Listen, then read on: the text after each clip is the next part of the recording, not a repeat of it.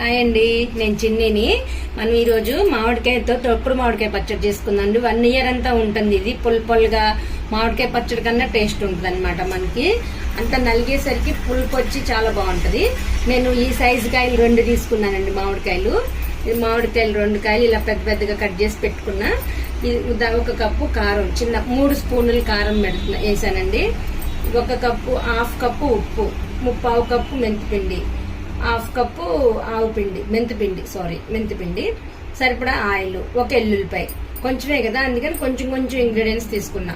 మెజర్మెంట్స్కి వస్తే ఇది 3 స్పూన్లు, ఇది 2 స్పూన్లు, ఇది 1.5 స్పూన్, ఇది స్పూను. ఓకేనా? ఇప్పుడు మీకు ఎలా చేసుకోవాలో రోట్లో నేను చెప్తాను. ఫస్ట్ ఎల్లుల్లిపాయలు దంచేసుకుందాము. చూడండి, ఫస్ట్ ఎల్లుల్లిపాయలు దంచేసుకుందాం. తర్వాత మామిడికాయ ముక్కలు దంచుతాను. మామిడికాయ ముక్కలు దంచేసినాక నేను మీకు ఎలా చేయాలో చూపిస్తాను.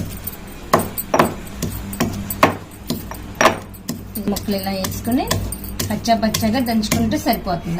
అలా నలిగితే సరిపోతుంది. అన్ని నేను ఇలా దంచేసుకుని మీకు చూపిస్తాను.